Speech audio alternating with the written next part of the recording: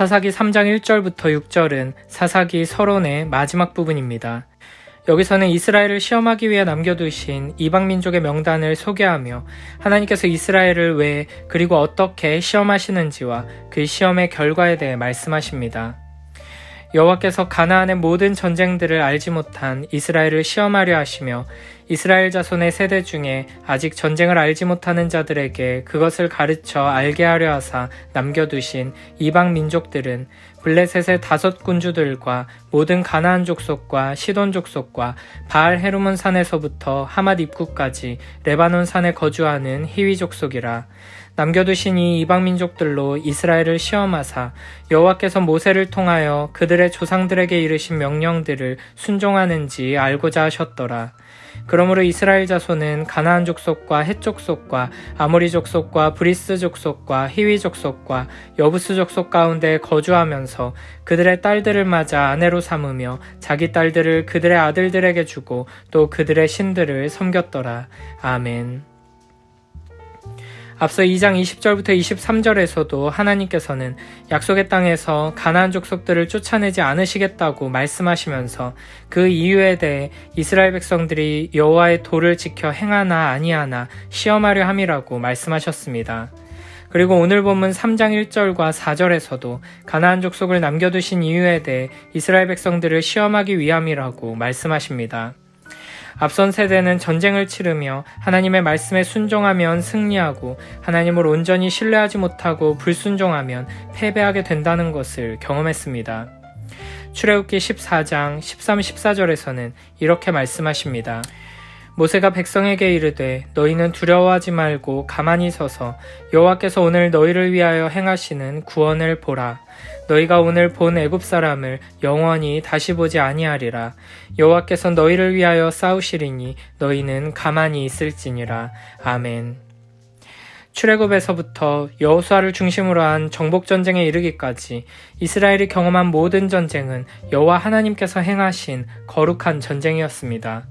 이 거룩한 전쟁을 통해 이스라엘은 하나님의 위대하심과 능력을 알게 되었고 하나님을 경험하게 되었습니다. 그들은 군대의 규모나 강력한 무기와 전술을 통해 승리한 것이 아니라 오직 여호와 하나님에 대한 믿음과 순종을 통해 놀라운 승리를 경험했습니다. 이스라엘이 전쟁을 통해 배운 것이 바로 순종하면 승리하고 불순종하면 패배한다는 원리입니다. 그리고 하나님께서 새로운 세대에게 시험을 통해 가르치시려고 하는 것 또한 바로 이 원리입니다. 이제 하나님께서는 여호와를 알지 못하는 다른 세대를 위해 가나안 족속을 남겨두셔서 이들로 하여금 여호와의 전쟁의 원리를 배우고 여호와 하나님을 경험할 수 있도록 하시려는 것입니다. 하나님께서는 가나안 족속들과의 계속되는 분쟁과 전쟁 속에서 하나님을 의지하여 얻는 놀라운 승리를 경험하고 하나님께서 지금도 살아 역사하시며 언약의 신실하신 분이심을 깨닫고 이스라엘을 위해 싸우시는 용사이시며 구원자이시고 복의 근원이심을 알게 되기를 바라십니다. 하나님께서는 오늘날 우리에게도 동일하게 시험을 주셔서 하나님 명령에 순종할 수 있도록 훈련시키시고 순종하는 자에게 복 주신다는 것을 깨닫고 경험하게 하십니다. 우리는 약속의 땅에 남아있는 가나안 족속들처럼 우리 삶에 마주하는 다양한 고난과 어려움과 시험을 통해 나의 연약함을 깨닫게 됩니다.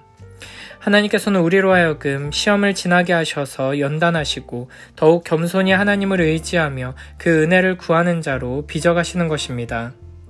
우리가 충분히 지혜롭고 강하다면, 우리가 온전하다면 시험이 필요하지 않을 것입니다. 그러나 우리는 여전히 연약하고 부족합니다.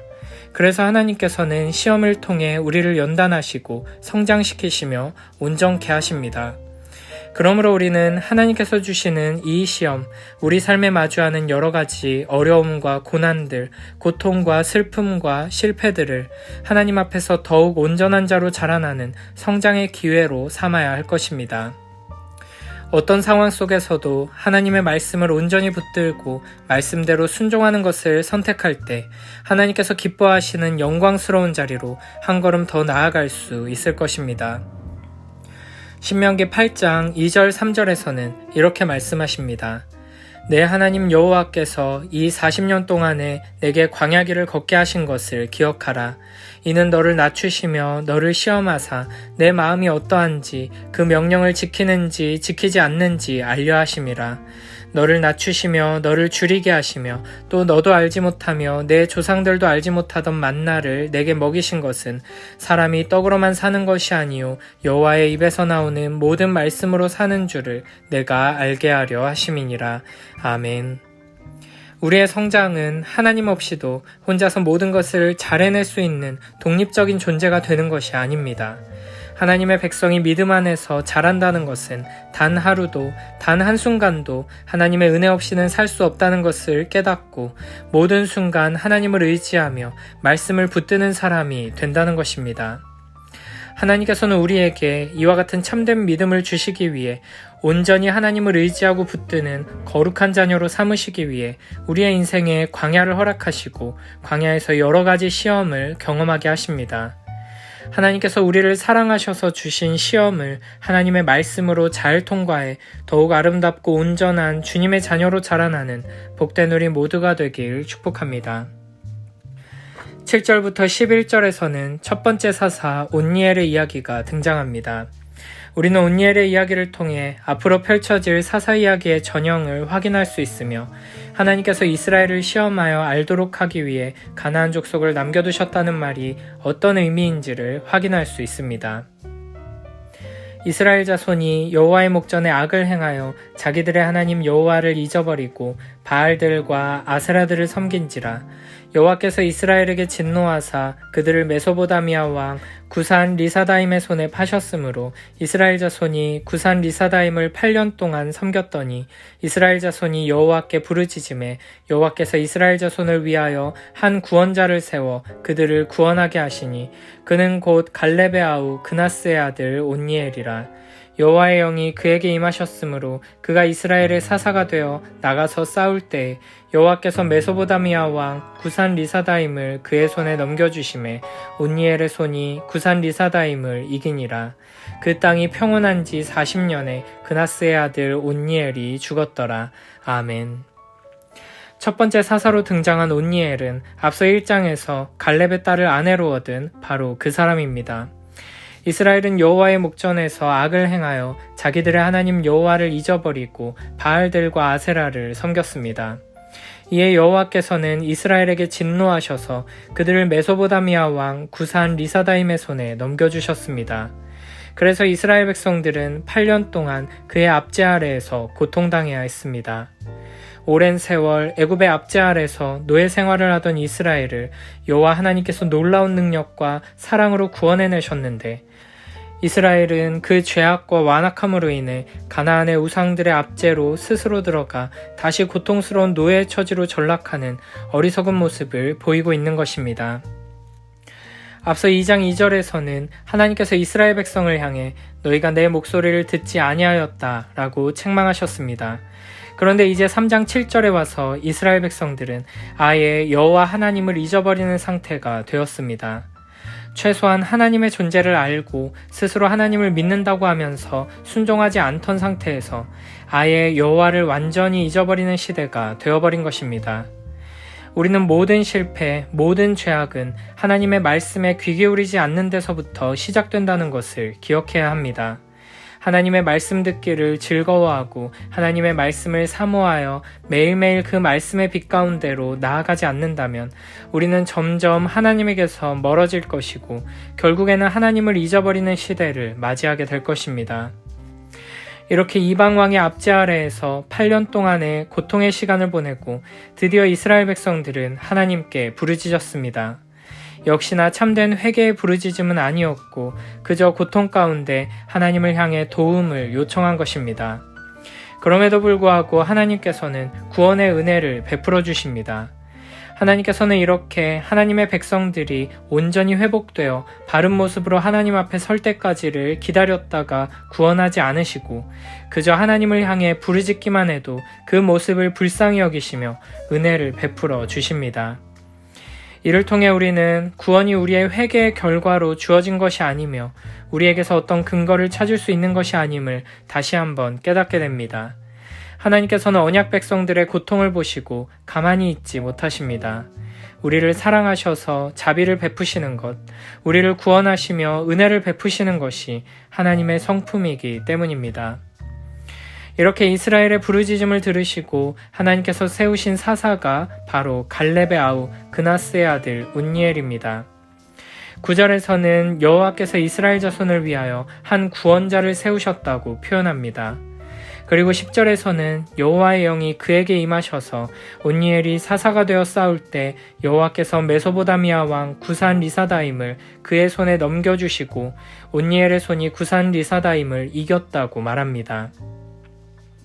여호와의 영이 임했다는 표현은 여호와 하나님께서 그의 권능으로 이스라엘을 구원하심을 보여주시는 것입니다. 이런 식으로 앞으로 등장하게 될 모든 사사들에게는 여호와의 영이 임해서 이스라엘을 구원하는 놀라운 일을 이루게 됩니다. 여기서 여호와의 영이 하는 일은 사사의 인격적인 변화를 이루는 것은 아니고 그저 전쟁에서 승리할 수 있도록 힘과 능력을 얻는 것을 의미합니다. 전체적으로 온니엘의 이야기에서는 손의 이미지가 계속 등장합니다. 8절에서 하나님께서 구산 리사다임의 손에 이스라엘을 넘겨주셨고 10절에서는 온니엘의 손에 구산 리사다임을 넘겨주셨으며 결국 온니엘의 손이 구산 리사다임을 이깁니다. 이를 통해 전쟁을 주관하시는 분이 오직 여호와 하나님이심을 분명하게 드러내고 있습니다. 우리는 우리 자신도, 우리를 압제하고 공격하는 이 세상도, 우리를 구원하는 사사들도 모두 하나님의 손 아래에 있음을 항상 기억해야 합니다.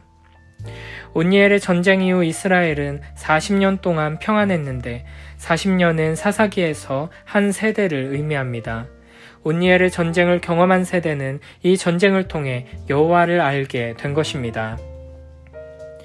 하나님께서는 이스라엘이 자신들의 불순종과 죄악으로 인해 고통 가운데 있음에도 불구하고 하나님 앞에 온전히 회개하지 않았고 그저 하나님을 향해 신음하며 부르짖었음에도 불구하고 사사 온니엘을 보내셔서 사사 온니엘에게 여호와의 영을 부으셔서 이스라엘을 구원해 주시고 40년간의 평안을 허락해 주셨습니다. 이렇게 놀라운 사랑과 자비로 우리를 붙드시는 하나님께 참된 회개로 나아간다면 하나님께서는 우리에게 참된 사사, 영원한 사사이신 예수 그리스도를 통한 온전한 구원을 주실 것입니다. 예수 그리스도로 말미암은 영원한 평안을 누릴 수 있도록 은혜를 베풀어 주실 것입니다. 우리 인생의 고난과 어려움을 통해 우리의 연약함과 완악함을 마주하게 하시고 하나님을 향해 부르짖으며 하나님 앞에 엎드려 회개하는 자로 만들어주시고 참되고 영원한 사사이신 예수 그리스도를 통해 구원하셔서 영원한 평안을 누리게 하시는 하나님을 더욱 신뢰하고 바라보며 의지하는 복된 우리 모두가 되길 축복합니다.